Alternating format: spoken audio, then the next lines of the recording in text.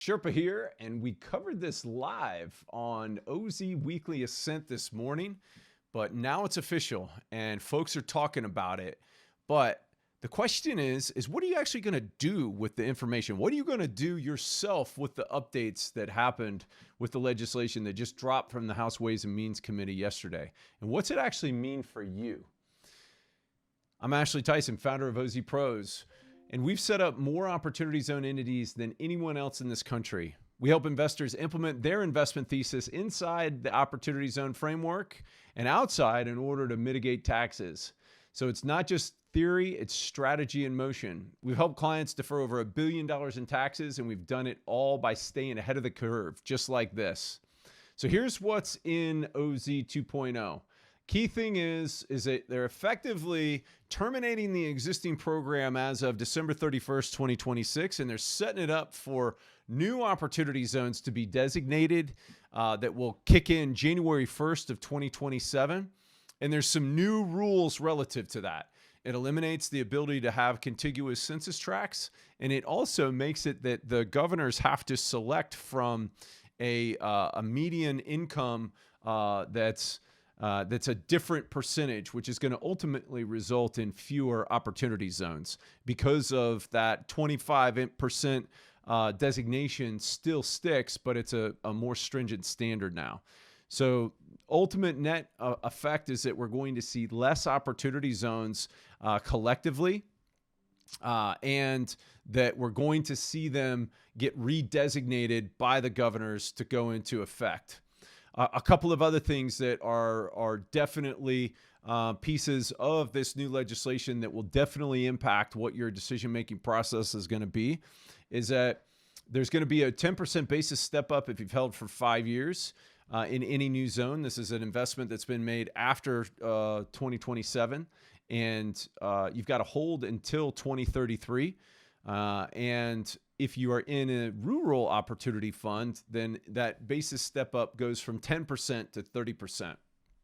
Additionally, they also set it up to where you can actually defer up to $10,000 of regular income, and you're going to be able to do that, right? And it's going to effectively defer the income until 2033. We've got some actually really cool strategies with respect to that piece. I think that that's actually going to be one of the kind of the stalking horse items that are in this bill that if it continues, that we're going to be able to do some fairly cool stuff with that. So I'm looking forward to seeing how people get creative with that $10,000 of non-capital gains piece. But we've got some tricks up our sleeve that I think are going to be really neat.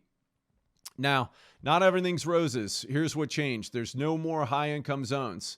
And so, like I said before, we're going to have fewer qualified opportunity zones, and there's not going to be the contiguous tracks. And we did not get the rolling deferral that where you could actually sell before the 10 years and where you're able to roll over interim gains. And so rolling deferral, interim gains, not on there yet, but we'll see if the Senate manages to get those in when the bill goes to the Senate. So that's what we're excited to see is what actually ends up happening after this deal comes out of the markup inside of the committee and then goes to the aggregate House. There's a couple of things that are at play with respect to this bill actually being able to get out of the House. And a lot of it's going to depend on the state and local tax cap that is part of this, 387 pages of legislation. And so those things could have direct effect on this, both as they come out of House Ways and Means, then when they go to the Senate, and then potentially when they come back to the House. So just time-wise, we could be looking at, mid-June before we're actually looking at what this bill could look like as finalized. But at the end of the day, this is not an extension. This is not a tweak. This is a fairly significant reboot in the way that it's currently drafted. Now, we anticipate that once again that there's going to be a fairly significant change to this legislation, namely by the senators, because there's a lot of things in there that we were asking for in OZ 2.0 that we don't see in this version. But as you're kind of going through this and as you're making your plans, we would love to help you to brainstorm and to come up with, okay, how can I be ahead of the curve? And how can I use the information that I now have in order to formulate my strategy to work around and to work with these opportunity zone tracks and the legislation that's been redrafted? So a couple of action items that you're definitely going to want to do. You're going to want to make sure that you're on our email list so that way when things pop up and as things pop up relative to updates on this, we're able to send that to you via your email. Go to ozpros.com/news and get signed up now. And then we also are going to have a specific page at ozpros.com/V2. And I think that you could go there and get some additional information too. We'll be updating items that that are going to be crucial and things that you want to stay in tune with. If you want to build a real world plan around these changes, join us inside of Ascent 2.0. That's our new and improved Opportunity Zone Mastermind that we are firing up, and that we've got some really cool stuff.